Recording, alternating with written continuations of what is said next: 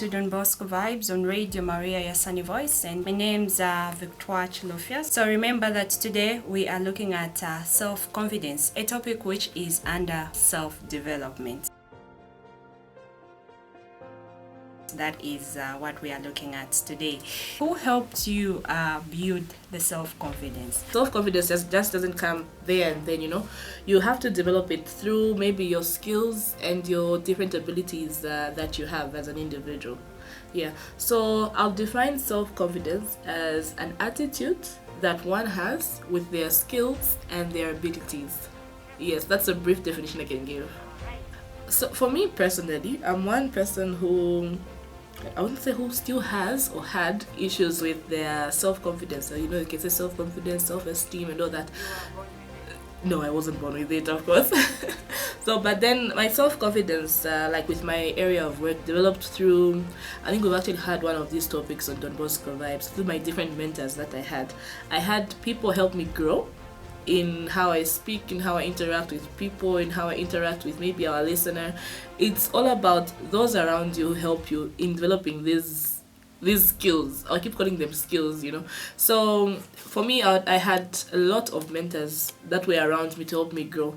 Those maybe, I wouldn't say older than me, even actually people who are younger than me have helped me develop my self-confidence. There are those times where, I'll give a good example. You're just starting off, maybe in radio or in programming. You don't know how to speak on radio. You don't know what to say.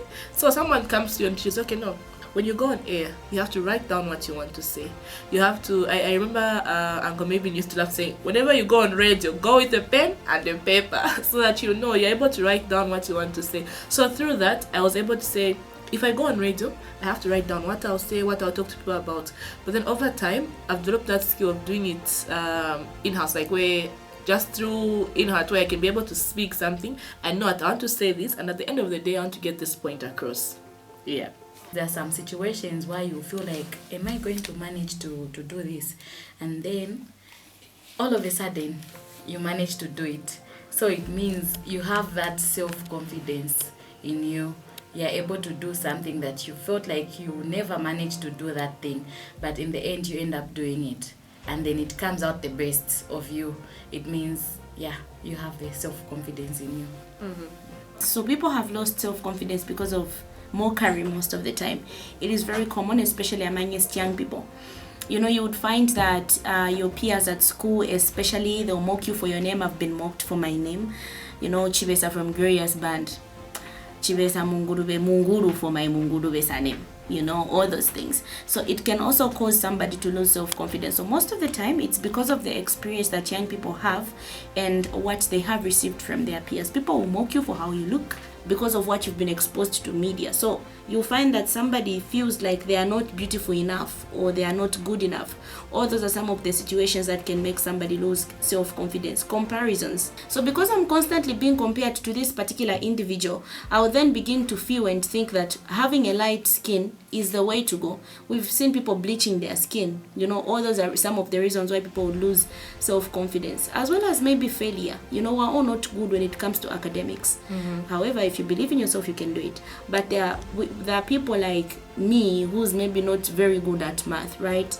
And then every time I fail math, it's to compare me. You see, Mubanga can even do better than you. Mubanga is better. So all those are some of the situations that somebody may lose self-confidence. So it starts with peers, it starts with parents, it starts with society, it starts with the exposure to media and the knowledge that we have about certain things. Well, I think when it comes to children, parents have a bigger role to play.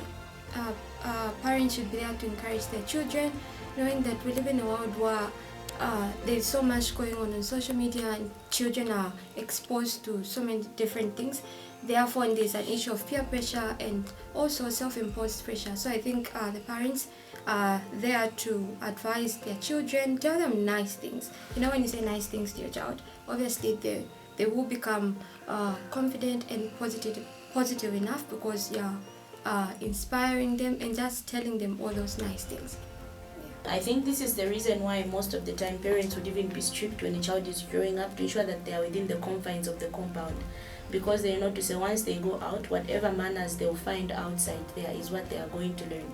Therefore, I think it is even very cardinal that during the early, stages of a child, you give them enough love so that they don't go out there seeking for love, or seeking for confidence. Just boost them that they can do it. It takes your courage, your self-love. You love yourself, you're courageous enough, then the self-confidence comes in. Yeah.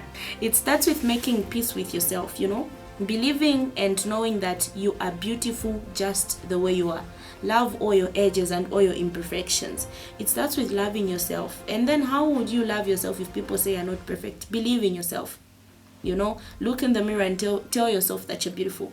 If you don't see yourself to be beautiful, no one else will, because in your mind you've told yourself that you are not beautiful. Your parents have told you that your friend is better than you. Study hard, work hard, and do better than what the other person did, and tell yourself that you're actually better than the other person, and that there's no one else who is like you. It is just basically about acknowledging and appreciating the fact that there is only one you in this world, and that there can never be another you. So constant comparisons and wanting to believe that the other person is better than you is not going to help somebody boost their self-confidence. But also maybe you can talk to somebody, a mentor, or maybe seek audience with somebody who is a counselor, so that they can, maybe help you and advise you here and there, so that you get out of that shell where you are feeling and thinking that you are not good enough in life. I think that's my submission. All right, so this is where we need to wrap up. So join us again next week, same place, same time. My name's Victoire Chilufyo.